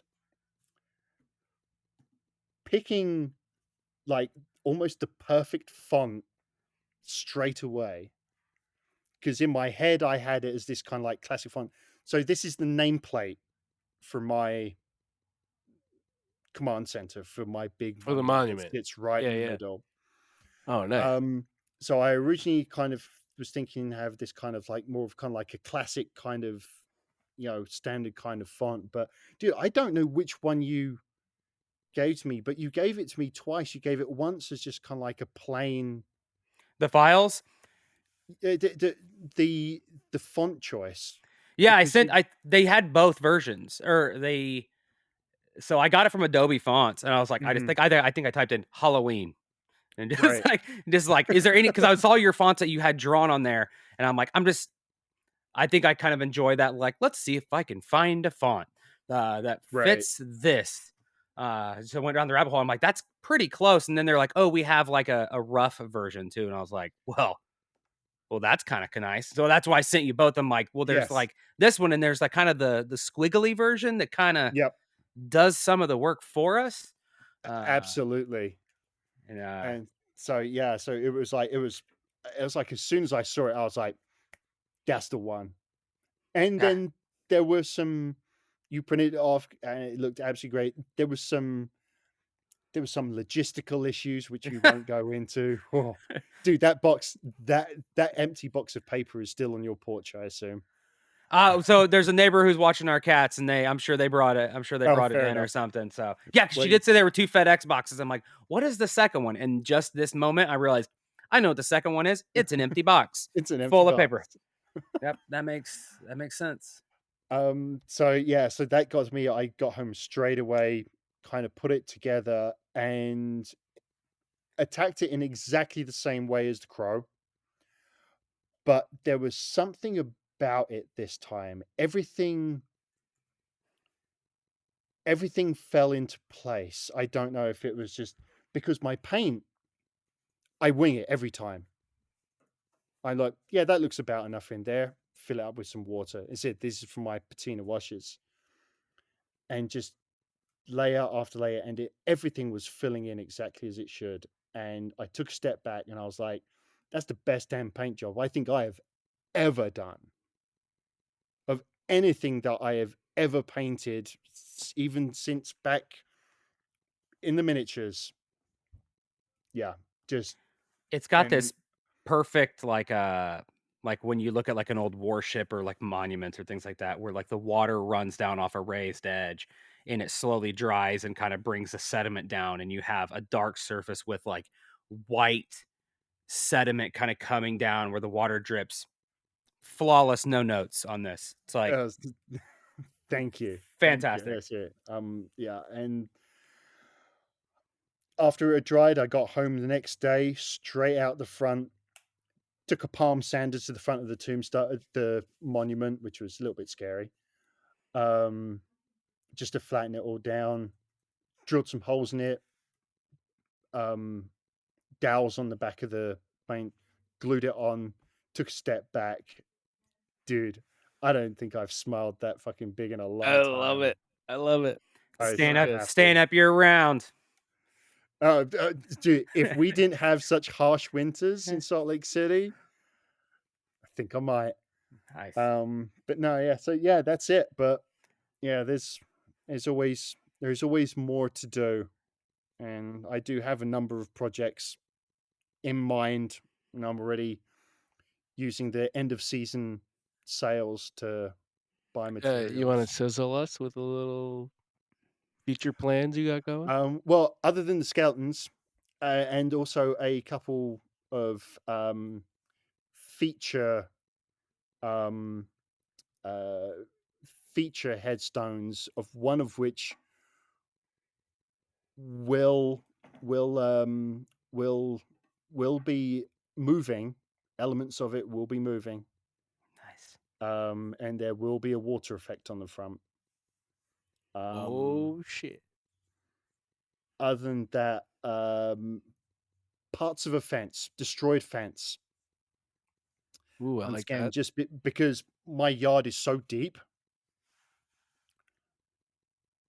I need to kind of bring stuff more and more forward.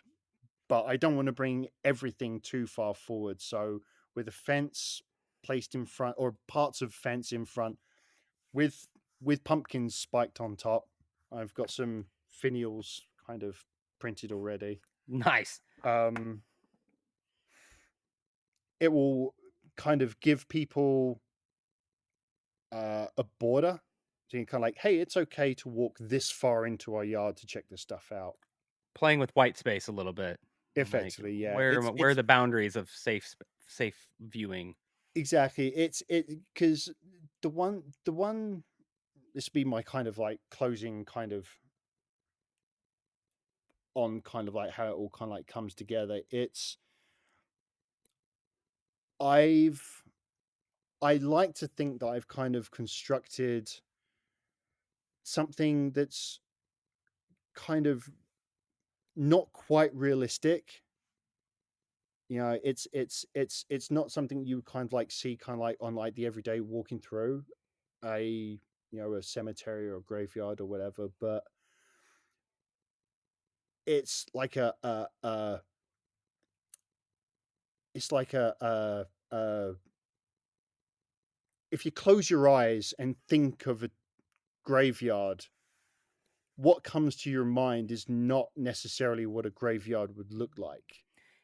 It sounds very theatrical or like an It experience. is. It's It like is. it's meant to be viewed from a specific angles or have a Mhm. certain I know you mentioned it earlier, but it's almost like a Disney theme park. You look at the Haunted Mansion and Yeah, it's laid out a certain way to give you a sense of depth in a certain exactly. situation.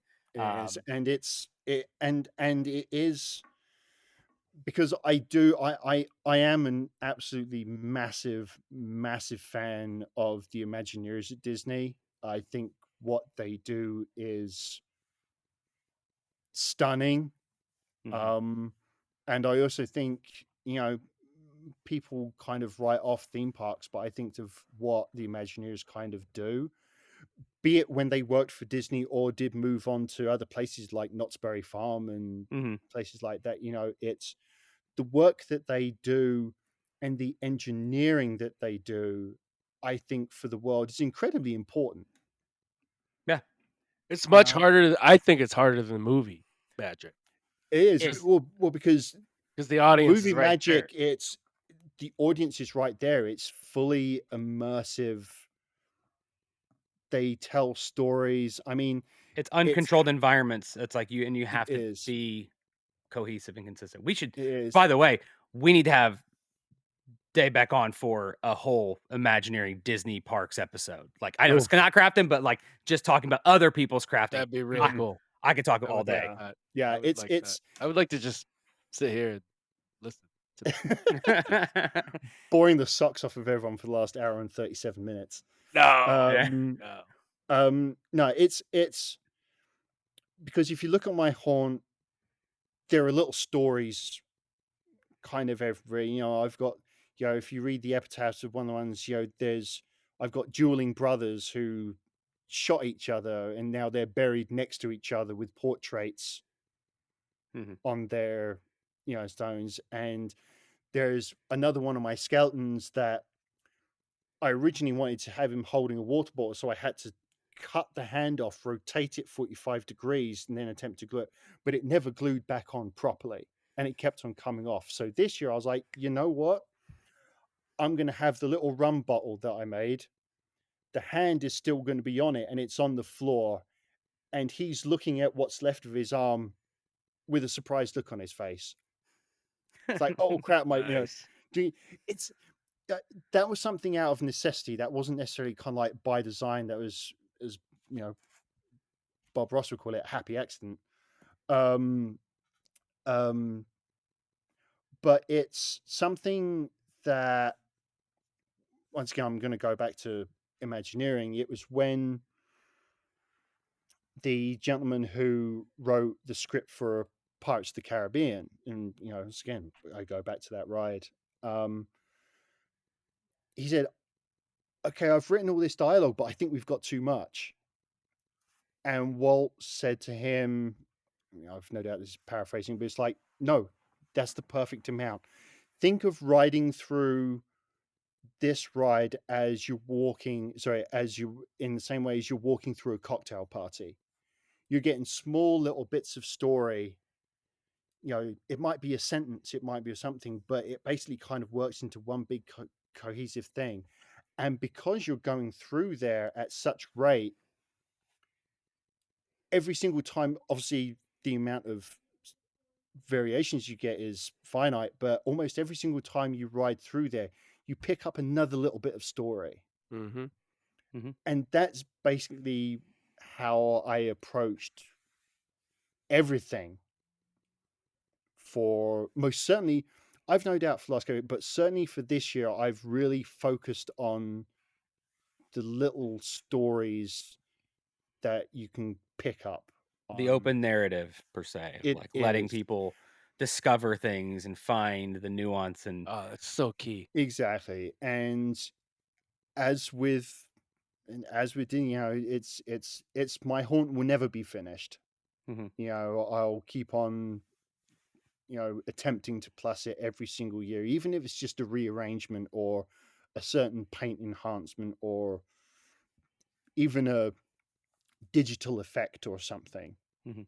You know, it's my haunt will never be kind of finished. Things will be removed, replaced by new You things. So constantly, yeah, it's constant it's a fun. flux. So yeah, it's something that I am very, very proud of. I can talk about it for way too long. I mean, if you Um, if you if you think about but it, it's no different than building like a diorama, local, like yeah, small. I It's was like gonna your yes. composition is just much larger. It's a whole yard, hmm and you're thinking Yeah. about it the same way as an artistic I piece. mentioned a canvas earlier, and I was like, partway through it, I was like, "He's building a fucking diorama in his front he's yard." building a diorama. Yeah, he's It's just, like, oh shit, are we about it's, to get deep? Are we getting deep over here? Whoa. dude, and this is a it's a old saying. It's but for a creative person, nothing scarier than a blank page. Yep, No. So indeed. yeah, That's awesome, Dave. I've no doubt I've missed some stuff, but as I said, I've already spoken for too long, and so yeah, that's my ethos. That's my ethic. That's my method. So I do have a question for you. hmm That's something I've always kind of wondered. As somebody who's kind of dabbled a little bit in the modeling side of things, but then also kind hmm of I don't know what you would call this, like kind of the DIY crafter side of things, like those kind of they kind of have two camps, but you kind of blend in the middle. Like there's times when people blend in the middle, and it's like when I've done that, I've always struggled. I'm like, man, my modeling paint would work really well for this, but I do not want to use it at this scale. But then you Right. also you have to kind of be like, I have to zoom out a little bit. I can just use white craft paint and go blah blah blah blah blah blah, blah Yeah. dry Yeah. brush it. Do you tend to lean more towards for stuff like this? Lean more towards like a Home Depot store bought uh spray paints, Rattle can. acrylics, rattle Yeah. cans, things like that, or more modeling or somewhere in between? Yeah. So all mine rattled. It's all Rust-Oleum. It's all Home Depot. Yeah. Um, it's I but for my color paints, I don't use I do not use miniature paints. Um, not necessarily because of I don't know how they would work on Mhm. something of that scale. It's just really, really expensive. Yeah. Yeah. It'll be insanely expensive. So the stuff that actually, funny enough, I do actually have a couple bottles here. It's Michael's. It's folk art.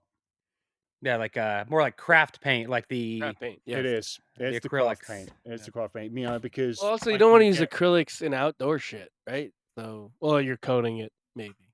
But Oh no, I do everything that I have outside in the yard is acrylic. oh, There have been one that there has been certain things that I've sealed. you say Um, rain doesn't affect it or anything? Like, so I kind of feel like I am. I kind of feel like I because of where we live, there's not a huge amount of rain. oh, I mean, gotcha. it does rain. I mean, it was last week. I was kind of I was at work and I took a look out the window. I was kind of like, well, my electrical system's going to get a test and a half today. Let's see if everything's still on when I get home. Um, Well, and as long as it's fully cured, exactly. acrylic will not reactivate with water. No. Like, but it's knowing that when like you're actually reading the bottle and being like, wait, how long does acrylic paint actually take to cure? Like, how do Right. I like that's that like weird scientific side of things that we It talked about is. before, where it's like Yeah. paint dries. It's like, well, does it dry? Is it Mhm. drying? Understanding that, and like it shouldn't reactivate. It should be like a leather or like a plastic seal on top of it, but that's not always how it works. No, you never really know, and normally if something can go wrong, It will. it It normally will. does. But it's you react. I mean, it was. I remember my crow thing. I accidentally dropped it, and I got this massive gouge out of that polystyrene dome. And so I was like, well, guess I'm gonna have to fix that. Or And turn into like a I guess I'm done making Halloween ornaments. Just throw it yeah, all in the that's it. trash. Done. It's Yeah, pointless. burn it, burn it. I'd Breathe be in the like fumes. I'd be like, "Well, Breathe in the that's" fumes. I'd be like, "That's a chip in the stone, so I'm just gonna turn it into that or whatever." Well, no, because it's bronze. It's supposed to Oh, be bronze. okay. Um, so Yeah, that that makes it was different. Yeah. that was like a little bit of a challenge. Um, because to patch something like that, which has got so many layers and depth to it, can be tricky without Mhm. it looking like, oh, you've put a little bit more kind of paint on there. Yeah. Lucky enough, with that bronze, you can kind of make a little bit of kind of like a damaged feature out of it. You can be a bit more shinier than the rest of it because, so. But I forgot my It's tangent crazy now. how much you need to like know for these Yeah. kind of things. Like what bronze looks like if Yes. what Reference. yeah. Reference photos. Reference. You can never have too much reference. You really can't. I mean, there's. I mean, I've no doubt one enhancement I'm going to, looking to kind of use some acrylics and some of this stuff, the acrylic medium modeling paste. Yeah, It yeah. basically thickens your paint and adds texture. So kind of like stippling that on with a couple of different colors That makes it sounds look like a like cheap way to do bases on miniatures. 100%. You could totally use that to base miniatures. Yeah. That'd be fucking Um, awesome. Yeah, yeah. Mix it um, with a little woodland scenics. Put a little down there, dude, make a little crunch, crunch, crunch, crunch, crunch. And yep, oh, Yep. yep. it's just Um, money. It's just money. Who cares? well, I mean, Just this money. this is a 8 fluid ounce container, and I think this was like $12. Yeah. I couldn't see what you were pulling up. Like I'm like, I guarantee that's the white bottle with the black label. And yep, there it is. There it Liquitex. is. Those Liquitex. those big honking Yep, boys. Acrylic mediums and oh yeah. It's good stuff. it's good stuff. Yeah. So, yeah, it's. I mean, it is. It's. I said it before. It's. I'm just using all the same methods that I used on my Warhammer miniatures. You know, Just any good lord, grander. almost 30. Yeah, yeah, almost almost 30 years ago. But just bigger scale. It's just Yeah. bigger. Yeah. I know it seems a silly thing to say because it is considerably bigger than like the miniature scale, but And there's more reference and stuff like that. it's all there. But it's the And base. Like patience, it's Mhm. yeah. patience. My God, patience. Don't rush. I have rushed things. They look terrible. I redid them. It's not a weekend project. It's not an Adam Savage 1-day build. No, Well, like don't go in with that mentality. Like make no, space, take your time, do the research, test no. things. Like I noticed one thing for me, like when I started really kind of getting into the larger scale stuff. It's like Madison will criticize me. She's like, you like linger and like look at things more now in real life. Like we'll go somewhere, like Mhm. we'll go see like a Navy ship or something like on a tourist trip. And I'll just sit there and be like, Right, she's like, what are you looking at? I'm like, I'm looking at the way the water, like the water line like dude. rests along the side of the boat. I'm like, it's like I know it's real, but it looks so real. And I'm trying to see like what Mhm. makes it look real. She's like, God, you're weird now. Like what happens? You're not weird at all. I started dude, getting into miniature painting, I started looking at how light react with surfaces and all this shit, like glass and whatever, anything. Mhm. And I'm like staring at shit, and like my wife's like, "What are you looking at?" I'm like, see the highlights on that leaf or whatever. Like you see how that's not that's not actually like orange. It actually gets to like almost white because Oh, of you want to really piss the him off? lights hitting it. Just be like, tree bark's not even really brown. Yeah, yeah, It's not even brown, bro. Like, dude, it would blow people's minds if they knew. Yeah, you really do start to kind of see the world in a different way. I mean, guys, yeah, just the amount of like random photos of like I would just happen to walk past a rock which has a little bit of because you don't get too much moss around here. I'll be walking past and it's like, oh, that's a really interesting little kind of arrangement of moss on that rock. Oh, I'll take a couple of pictures of that from different angles because you got to get different angles because yeah. the light changes when how you look at it. Well, because you got to build a 360. You Yeah. can't just have the whole thing covered in Nope. moss. Moss doesn't grow on all Nope. the sides. Well, So now when I take pictures of like my family and shit, I'm always looking at lighting, and I'm I'm always like, what? focusing on the Why moss are you behind moving me. over there? Why are you it's gonna be Yeah. better, obviously. I like when like lichen or something falls off a tree in our neighborhood. I'm like, well, it's on the ground. I'm not really hurting anything. So pick it up, take it home, put it like in old prescription bottles, like for dioramas and stuff. I'm like, I could use this lichen or whatever for later, like moss or Nice. stuff. And it's Yeah. like materials. Definitely is. It's like, They yeah, I need they to. make a spray that preserves stuff like that, right? Right? Yeah. Yeah. Like the stuff you like dip it in, you can pull it Yeah, back out. or liquid. Yeah, yeah. The Like the if you have pieces of leaves or That's the moss or best. whatever. You Yeah. you preserve the leaf, and then you take it out, and then you get one of those little leaf stamps that you take the leaf and then cut little leaves Oh, out of Cut the fuck big little yeah. leaf. leaves now. Fuck Yeah, yeah. Yeah. Fucking Inception. I love it. Oh, And leaf then you have How they Inception. then do you it? have That's how little they do it. leaves all over your house, and it's like, well, Yep. should have planned better. No for next time. That's how I'm gonna do my Lord of the Rings miniatures. Anyway, uh, what else we got? Were we done? Dave, are we up to current with your Pretty Halloween much. endeavors? Pretty much. The big things have all been mentioned. There are some smaller things, but hey, don't want to show Any your whole hand. small question? Any movie references in your front yard diorama? Um, no movie references.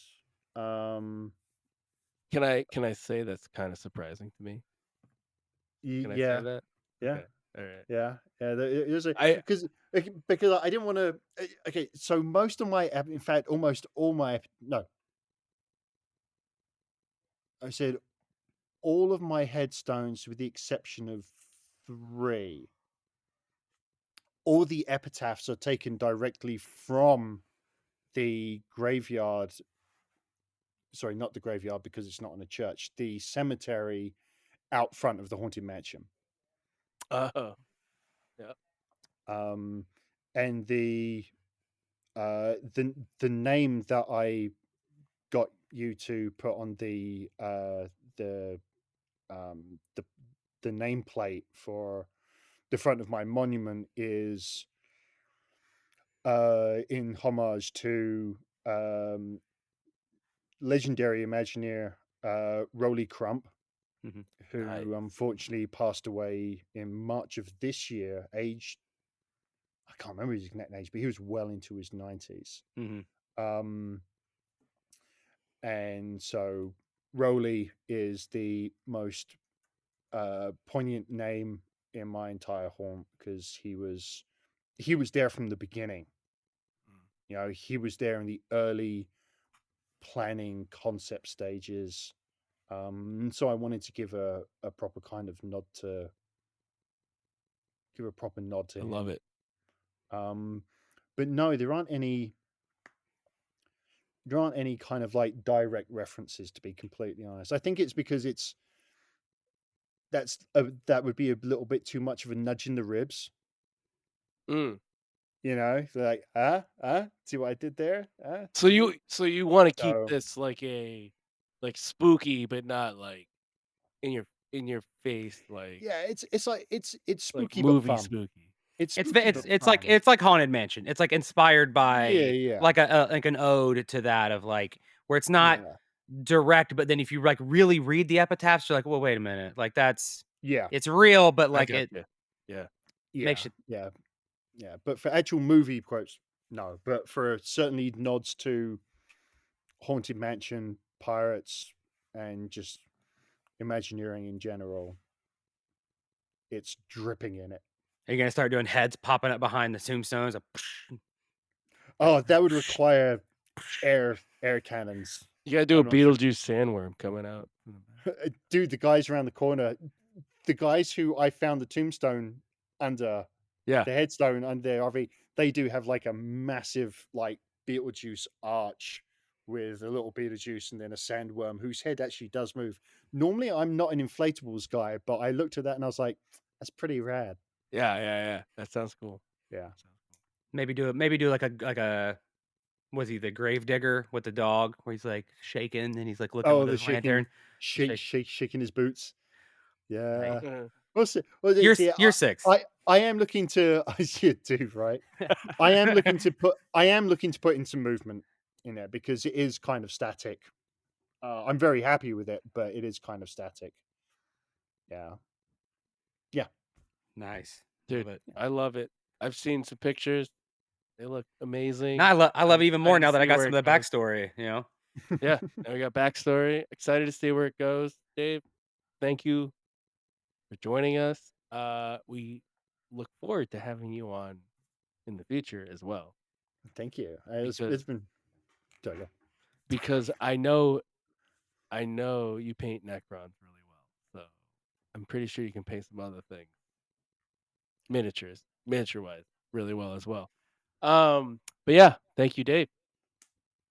I'm Yes, just thank you excited very to much. talk about Imagineering. Oof. Yeah, that too. Let's go. Dude, it's either them or the boys at ILM. Oh yeah. Yep, those are the two. But yeah, thank you very much for having me on. This has been rad. I feel like I've talked way too much. No. We but wanted yeah, to hear thank it. you for We're giving the thank- people what they want. That's but right. do they really want this? But yeah, thank you very much for having me on. And you know, I love that you guys are, you know, really kind of talking about the little things that we really love and really kind of getting to kind of like the technical kind of detail. You're not afraid of talking about the technical side of it, not just, oh yeah, I did this. And the struggles. Yeah. I did this. Yeah. So yeah, it's you know, I'm honored that you had me on and keep on doing it. Yeah. Well, thank you. I guess that wraps up episode number 3 of Just Craftin. Thank you for listening. I wanna thank Ed real quick on the way out. Hey, if you want to listen to us, you can also hear us now on the Scruffy Looking Podcasters feed. So yeah, episode Took me a 3. while to post it, but yeah, it's there. But it looks good though. It's like, bang, they just cranked out a bunch of episodes. But yeah, now you can catch us on both scruffypod.com and justchillin.com. Until we one day, I don't know, get enough feedback and we're like, maybe we start a Make it a section. separate thing. Yeah. Maybe a separate thing, but I like it what because it's kind of random. Like, let's just do it. let's just make all of our friends listen to it. Yeah. It's a friend podcast. Yeah. No, it's anybody. Anybody that likes the shit. Listen it. We love you. Is that it? Is that all we got? Keep that in. Until next time. Bye. Yeah. Boy.